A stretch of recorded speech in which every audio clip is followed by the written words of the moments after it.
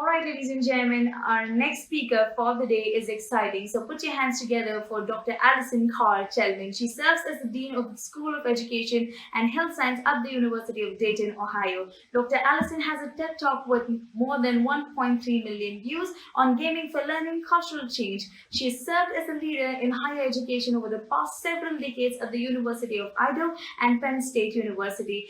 She studied system theories, diffusion of innovation, gaming to learn, instructional design, ladies and gentlemen. She also has learned online and virtual learning. So let's go ahead and put our hands together and welcome Dr. Alison Carr-Chellman. That's great. I love that. Hala, it's nice to be here with everyone. Thank you so much for inviting me to join you. Today we're going to talk a little bit about gaming and how gaming could be used to significantly impact the culture of classrooms. And that can be classrooms in universities, it can be classrooms in K-12 settings. Most of my focus has been on re-engaging culturally young men who have been dropping out of education starting in about third grade all the way through college. So this is really about using games to re-engage the disengaged learner. So first we'll talk a little bit about the Bring Back the Boys project. This is a longitudinal research study project that has been focused on gaming to re-engage boys in learning. And we start by thinking about why are kids tuning out and what are active learners looking like? So active learners can be both boys and girls, not just boys, although boys tend to be more interested in especially violent video games. And so what do active learners look like? Well, here's what we wish that they looked like. Here they are. This is the beginning of summer here in the United States. Boys are sitting around in hammocks and reading. They're ready to go to school. They are in scouts. They're learning instruments. They're dancing together. But what they really look like, what really active learners look like is this. They game. They are superheroes. They love to play with guns. And they're incredibly bored in classrooms. They are not enjoying their experience in our classrooms too often.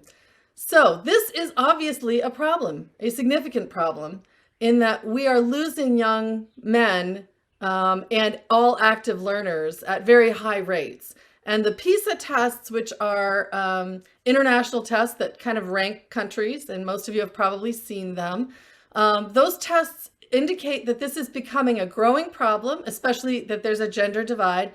In the past, we've always seen that boys have done fairly well with math and science, and girls have done fairly well with language and reading. And now we're seeing that girls are doing better in all of those areas. And I would argue that that isn't a gender issue almost as much as it is an active learning issue, and that there may be some cultural issues associated with that inside of classrooms.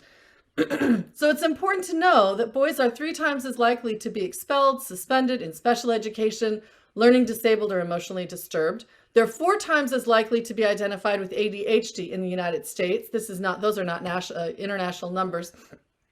But we're also medicating them, where 75 to 80% of all ADHD medications are given to US boys.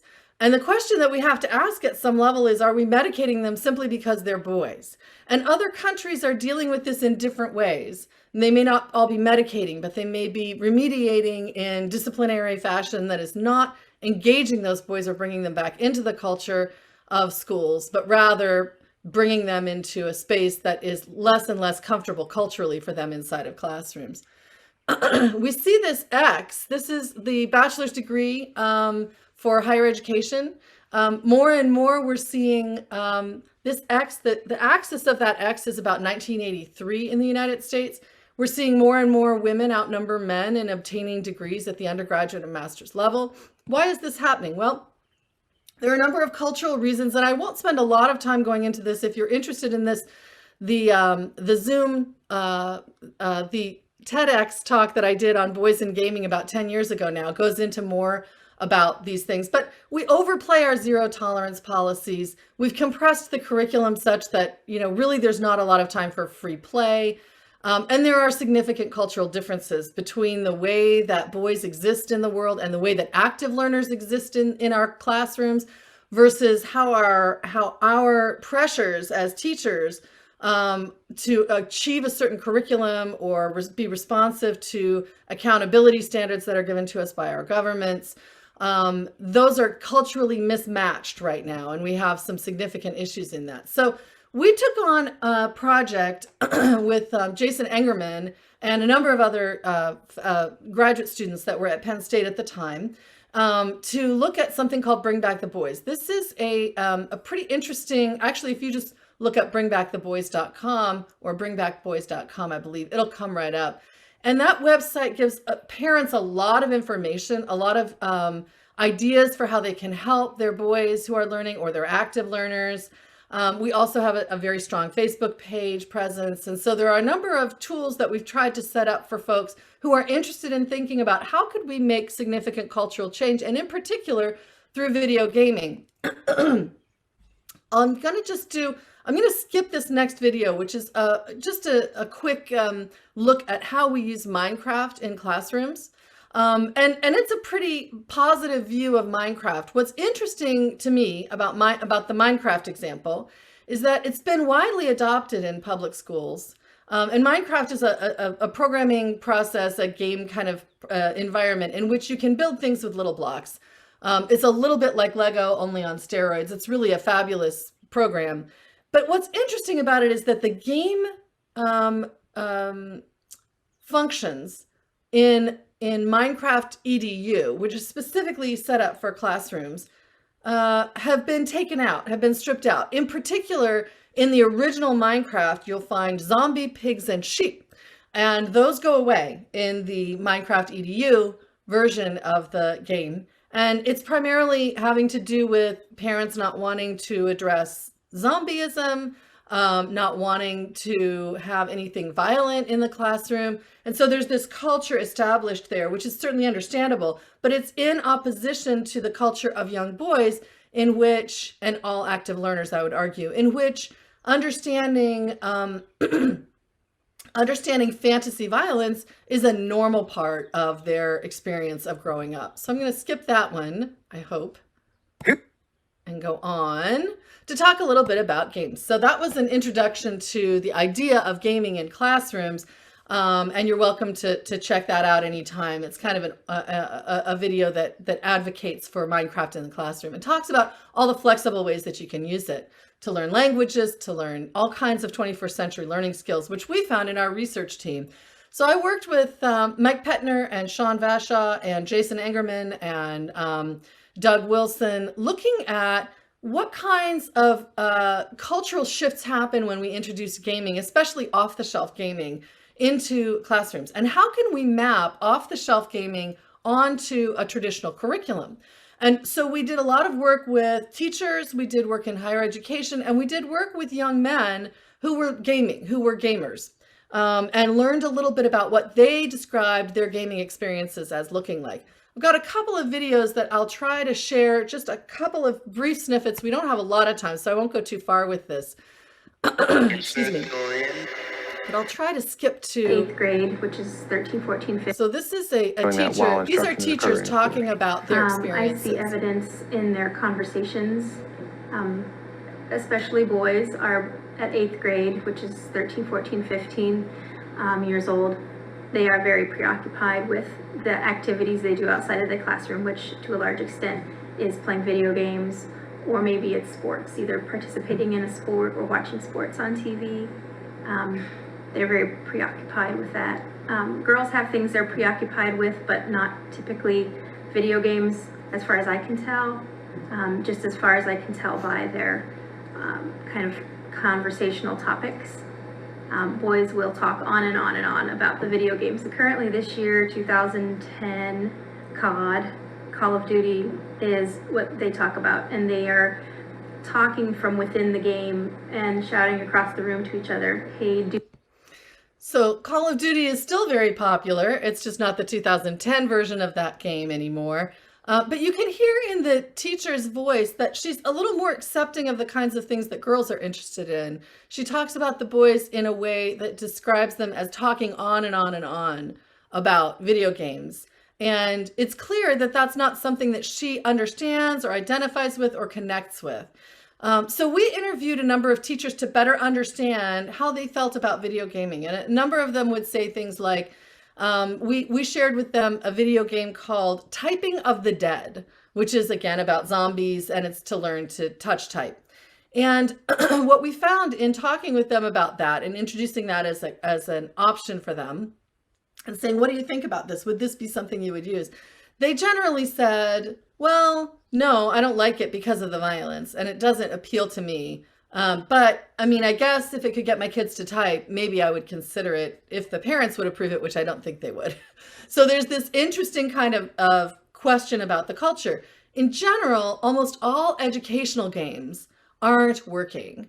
This is an important message for me to give you today. It's very important that you hear that most educational games are not working. While I'd love to say, in my original TED Talk, 10 years ago, I was very hopeful that educational games could be improved to a point where we would be able to see them work effectively in classrooms to engage this cultural divide. Unfortunately, because of what I described earlier with Minecraft as an example, by sanitizing all of these games, either making them highly narrative or taking violence out of them, taking out any objectionable content, we've essentially alienated the gaming community that starts, building at about age 5. And so I understand that it's an issue, but what I'm trying to raise here is that we've got a cultural schism that we're trying to deal with. And it's not just about getting technology into the classroom, because we can get technology into the classroom.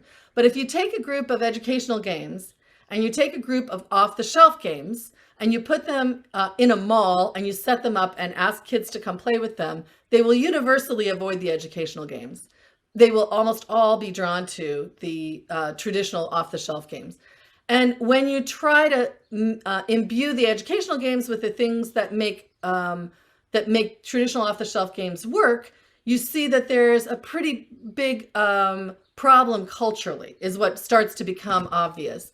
So I'll move on from understanding where the teachers are coming from. And we just discussed the primary problems with games in classrooms, which are violence, the tendency to create more and more competition, and that they're very individualistic. They tend to be, in some cases, although it really depends on the game, we found, there's a perception at least that you are doing it on your own or by yourself. In reality, many of these games are actually teams and they work together, and there's a lot of 21st century learning skills that are happening inside of those games. But we'll talk about that in a few more minutes. In terms of violence, I would refer people to Newkirk's book on misreading masculinity. This is a normal developmental stage, especially for boys and active learners. And there's mixed evidence on this impact of violent video gaming. While the media would like to say that that's the cause of many of our problems, the reality is that there's not really substantive evidence right now indicating that it is or it isn't. We don't have a lot of definitive research on that, I would say. In terms of competition, there's concern on the part of teachers that it may undermine classroom dynamics and create kids who tend to have more violent acting out in classrooms, and that it may maintain a certain amount of inequality. That's especially true when you're a person who doesn't game, because if you don't play games, and I don't actually play games a whole lot, you don't get very good at it unless you practice it and play it for hours and hours on end. And that's maybe not something you want to spend your time doing. So there's this tendency to understand it as an inequality or social justice issue in there as well. So let's talk for just a minute about what boys say about video gaming, because they're very helpful in helping us to understand what it is that they're experiencing. And I'm hoping that I'll be able to just show you a brief snippet about this young man that's featured in this video here. The premise of the game is, like I said, medieval. To do online gaming kind of stuff at school, and then we consider that as educational games. Oh yeah. Yeah. Player learning, like if you don't understand something, maybe that like a certain game can help you in that section. So he's explaining how video games are used in his classroom, but he's a little unsure. You can kind of tell from his body language, from the way that he's describing the experience, that he's like trying to come up with why you would use educational video games. Can you give me an example about that? Like fractions, you can go on like You could go on Study Island or go to math. Yeah. And they have games on there that you can do. Let's take another perspective. Sometimes So this is probably one of the most important clips of video that we got during our data collection with these young men, talking with them about gaming. So he gave a kind of lukewarm response to how do you use gaming in schools. Now he's going to be asked, what happens when you fail in a game and what happens when you fail at school? And his response, I think, is poignant and telling. I'm just going to fail on task at school, right? Yes. And how do you feel about that when you fail at school?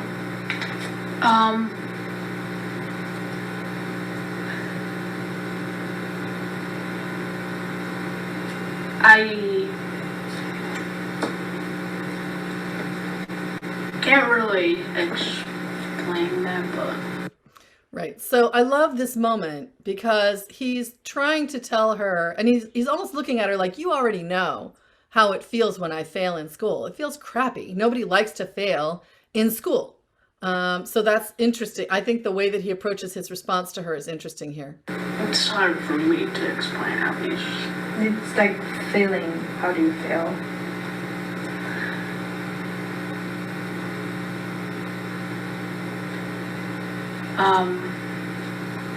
I feel fine about it. You feel I fine don't about think that? so. Okay. Because the reason why I ask you, because you sometimes fail in a game, right? Yeah. And how do you feel when you fail in a game? You'll be good if it's a game that you play online. You lose, but yet you come in first place. You'll have good attitude, positive attitude. You won't have negative attitude. So even you fail, you still have positive attitude. And do you say these two environments? Do you think they're similar, like failing the games and failing school? They're not similar because in school you do not want to fail, but in a game it's all right to fail. There you go. To me, that's one of the most important and interesting statements that we get from a kid about what it means to fail in a game and what it means to fail at school. It's really interesting to me the way that he positions this. He's very articulate about what happens when you fail in a game. He's pretty clear that that's okay. He understands this as what we call failing forward. That is, he understands that he'll fail, but he'll be good because he'll keep playing and he'll have grit and perseverance. He'll keep working at it and eventually he'll get it. And that's what we'd love for all of our students in all of our classes. We would love for them to have this attitude or feeling of high success. And that comes from failing and failing and failing and then getting it, right? But we don't have that so much in our classrooms for a variety of reasons, many of which are just things that we can't control. So mastery-based learning is an area that a lot of people have been talking about. That is, we hold achievement constant and we allow time to vary. Mastery-based learning is a big movement, and I actually support it quite a lot. However, mastery-based learning only works if you can actually do what they're asking you to do, which means there are no grade levels, there is no summer, and we don't grade in a summative way at the end of a particular time period, right? That's part of what he's responding to here. There's a summative grade that I get at the end. No matter how long I try to work at something, if I don't get it, I'm going to get this negative grade, this negative impact. So I feel that as a negative thing, whereas when I'm gaming, I can play as long as I want for years on end, and eventually I'll get it, and that's a challenge that I love and builds in me grit and perseverance. Excuse me. We'll go onward. We'll skip this. That's another set of young men talking about this. So it sort of helps us to understand the difference between gaming culture and school culture. That quote from that young man. I think it's very telling for us to understand the differences here, some of which aren't easy to overcome. So the kinds of things that I've described, like having an end of the year where we give a grade, that's something that would take major systemic change in public schools or in private schools to be able to move to a place where game culture and school culture match. But the point is that the fact that game culture is so out of sync with school culture is contributing to the loss of active learners. And that is becoming a pretty significant widespread. It's very widespread that we're losing all of these young men. So how do we use games? Well, we should not be using educational games, as I already mentioned.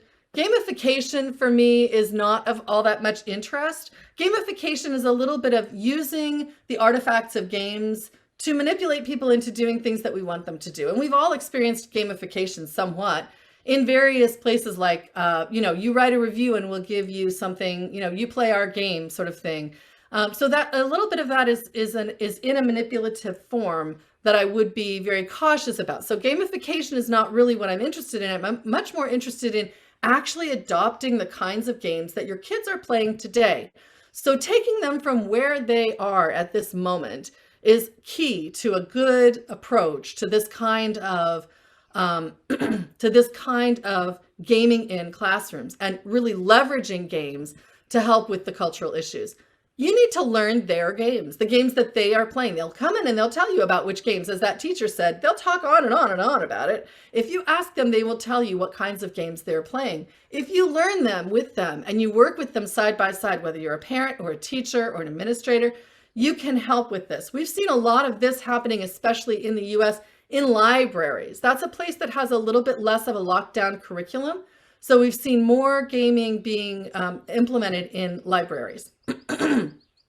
You can flip a classroom with games. We're running a little bit low on time, so I won't really spend a lot of time talking about these, but obviously you want to, work with good kinds of curricular and instructional design processes. There are some really good ones of mapping content. Assassin's Creed is perhaps one of the ones that is most likely to be mentioned. In this, we learn about Italian, the Renaissance, Leonardo da Vinci, and a number of other things in Assassin's Creed. World of Warcraft, Call of Duty tend to be very good in terms of teaching history. Madden is excellent in terms of teaching pattern recognition and strategic teamwork. So there are a number of other kinds of ways that we can use a number of games. That's just touching the tip of the iceberg. There are also other options. So for active learners, it doesn't have to be about games. It's one method. You can use pop culture, music, advertisements. You can use movement. Bouncy balls in young classrooms is a way to let them get a little bit of adjustment, a little bit of movement out of their bodies on a regular basis. That can be very helpful. Using a project-based curriculum and making high relevance in the curriculum are both other options beyond gaming if you're not fond of gaming. These kinds of things will tend to break down that cultural schism that I was describing earlier. So I think I'm going to stop at this point because my time is essentially out and I want to make sure that we have time for questions. So I will ask our MC to go ahead and bring us back. Thank you for that. And now I can see the chat and I will try to go back through this. Excuse me. So how and when would the school system bring gaming in as a subject to traditional learning? This is a great question. And it's really up to, in our culture, classroom teachers still have some connection, some ability to make decisions about how they're going to approach this. So in general, we'll still see that a classroom teacher could say, Assassin's Creed could be used to help me teach a unit on the Renaissance. Or there's a great game right now, I'm trying to remember the name of it, that specifically, it might be called Pandemic, and it specifically talks about the spread of disease from a biological perspective. Great thing for a biology class across the world and how that works. And that's really hot right now, given what we've all been living through. Can gamification in the education sector hinder the ability of students rather than achieving the goal? I think so. That's why I'm not a big fan of gamification, because gamification is really about things like, well, here, I'm going to give you my syllabus, or we're going to have this class expectation, and we're going to turn it into a game. But for the main, we need to understand that our students are very bright and they understand when they're being manipulated. So for me, gamification does tend to hinder the ability of students rather than achieving the goal. How far are the current school systems from adopting gaming as a new form of learning? I think still very, very far. And a lot of that is because of this cultural differentiation that I've been describing. So again, we see it more in libraries. We see it often in certain after-school programs and nonprofits like the YMCA, things like that, after-school museums. Those places we're seeing more gamification there. We're also seeing a great deal of gamification, or not gamification, but games being literally used to teach in the U.S. military. We're seeing a lot of that in the Air Force and the Navy and places like that. They're using a lot of not off-the-shelf games necessarily, but ones that they've designed specifically that are more in alignment with the kind of culture that we are hoping, that will engage these young men, for instance, and active learners. What are the best games, and how do we inject games into teaching and learning despite the pandemic?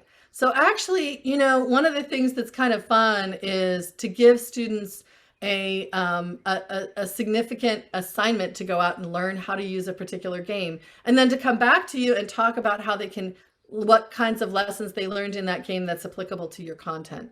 So there isn't a single best game. My answer to that question would be whatever games they're working on right now. So Fortnite is a big one, for example. Super Smash Brothers is another big one, but I'm just mentioning the ones that are big here.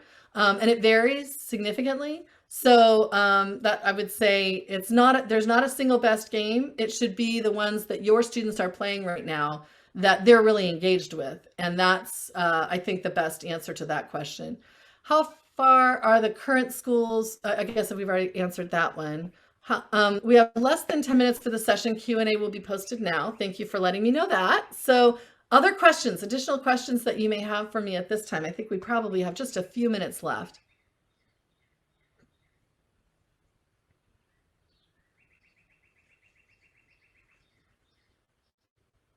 Hello.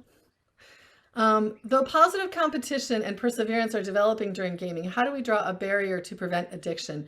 That's a great question. Thank you so much for asking that. I get that question quite frequently. And I draw a lot on my own experience as a parent of kids who liked to game. They no longer really spend much time gaming. They're all in college now. But 10 years ago, they loved it when they were younger. And I was everybody's favorite mom because, I was the mom who advocated for kids having time to play video games. And that was not something that most moms were doing at that time. So it's really important that we take an active role as parents and that we encourage parents in our classrooms to take an active role as well. That their learners, that their students, their children not be limited to gaming, that in fact they're involved in the scouting movement, or they're involved in church activities, they're involved in friends and having friends over and going outside and playing, doing things in nature, going hiking. And that takes a lot of work. I mean, this is a sort of idyllic thing that I'm saying, like not all parents are going to be able to do that. Not all schools are going to be able to make sure that that's happening, but it is important that we balance life. And the reality is that a certain amount of gaming, especially for young men during this period of time when they are learning about violence through fantasy play, is totally normal. We shouldn't try to stop it. Actually, the stopping of it is what leads to much more trouble than the actual engagement with as long as it's fantasy violence. And so I think that I think that it's really, really hard to say that this will never happen. But in general, most gamers do not become addicted gamers. So we have to understand the research indicates that there is a small percentage of people who do become addicted. They have addictive personalities. It doesn't have to do with gaming. Gaming itself is very adept at understanding human motivation, which is why it's so effective. But it's also a super effective teaching tool. So we just have to make sure that we're introducing a proper amount of balance across a child's activity spectrum, so that they're doing some reading and they're doing some outdoor stuff and they're on games and so forth.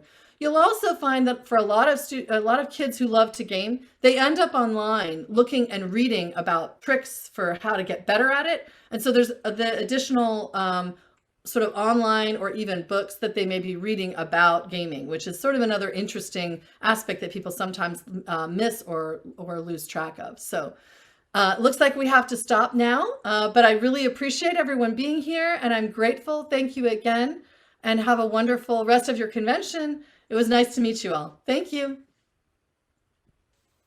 Thank you for sharing the insights. I am sure everybody is delighted to have you, and the insights are going to be helpful on a longer run. Thank you so much once again for being with us. We at IBA Forum are thankful to each one of you who joined in today. Tomorrow looks like an exciting day as we have about 20 plus speakers sharing a lot of informative inputs. So don't forget to tune in tomorrow. We will be starting at 9 a.m. So see you all there.